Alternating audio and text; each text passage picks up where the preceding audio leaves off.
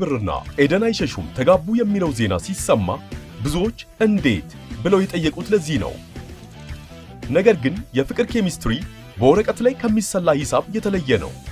የሰርጋቸውን ድምቀት ስናይ የአለባበሳቸው ምርጫ ከባህላዊም ከዘመናዊም ጋር የተቆራኘ መሆኑ ለብዙ ወጣቶች አዲስ መነሳሳትን ፈጥሯል።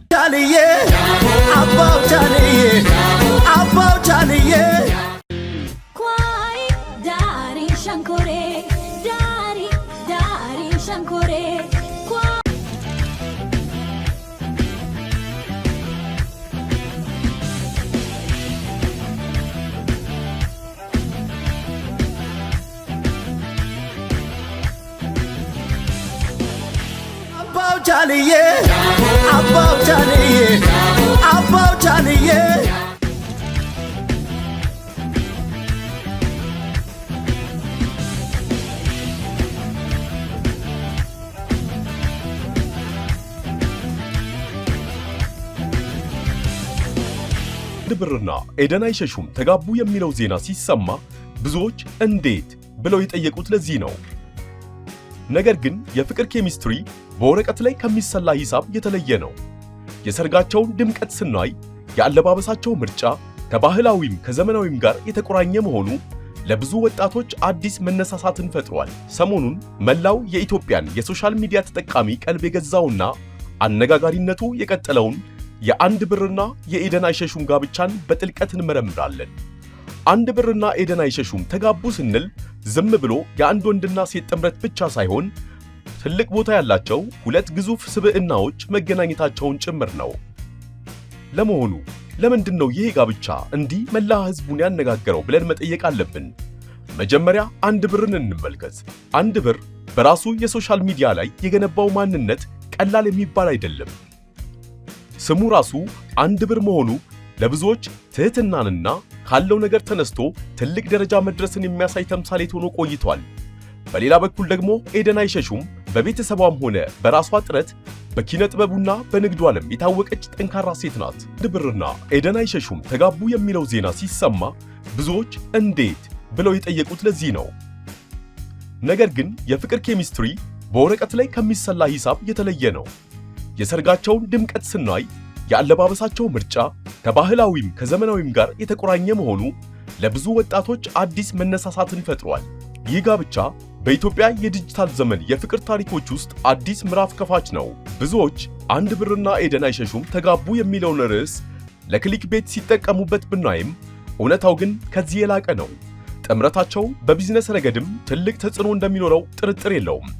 ሁለቱ በጋራ የሚሰሩት ሥራ የሚያስተዋውቋቸው ምርቶችና በሕዝብ ዘንድ ያላቸው ተሰሚነት በአራት እጥፍ ይጨምራል።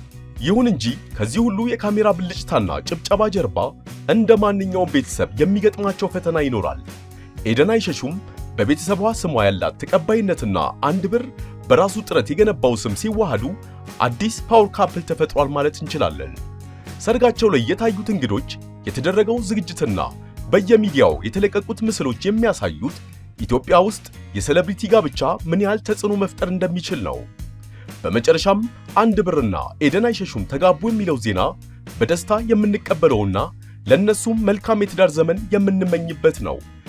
ይህ ጋብቻ ለሌሎች ኢንፍሉዌንሰሮችና የጥበብ ሰዎችም ትልቅ ትምህርትን ይሰጣል።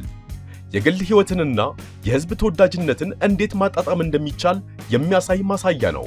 ስለሆነም ይህንን ጥምረት በጭፍን ከመተቸት ወይም ከማድነቅ ባለፈ በኢትዮጵያ ሶሻል ሚዲያ ባህል ላይ የሚያመጣውን ለውጥ በትዕግስት መከታተል ይኖርብናል። መልካም ጋብቻ ለአንድ ብርና ለኤደን አይሸሹም።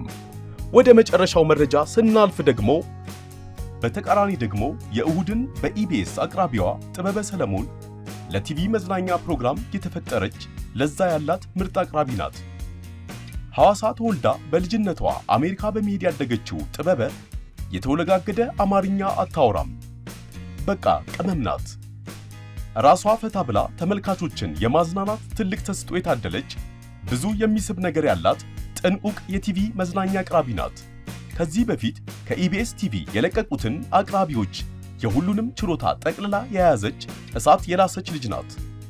ኢቢኤስ ቲቪ የትም ቦታ ላይ ቢመድባት በብቃት እየተወጣች ያለች አጃኢብ የሚያሰኝ ብቃት የተላበሰች የምትችል ጎበዝ ልጅ ናት። በተለይ ለፋሲካ በዓል ዕለት በኢቢኤስ የተላለፈውና ኬንያ ድረስ ሄዳ ከማሳይ ጎሳ አባላት ጋር ያቀረበችው የዓመቱ ምርጥ ፕሮግራም ሙዚየም ሁሉ መቀመጥ አለበት የሚሉ አልጠፉም። እጅን በአፍ የሚያስጭን ፕሮግራም ነው የሰራቸው። ታዲያ እናንተስ ምን ትላላችሁ? አስተያየታችሁን በኮመንት ግለጹልን። ቻናሉንም ላይክ፣ ሼር እና ሰብስክራይብ ማድረግም እንዳይረሳ። በቀጣይ ቪዲዮ እስከምንገናኝ ቸር ሰንብቱ።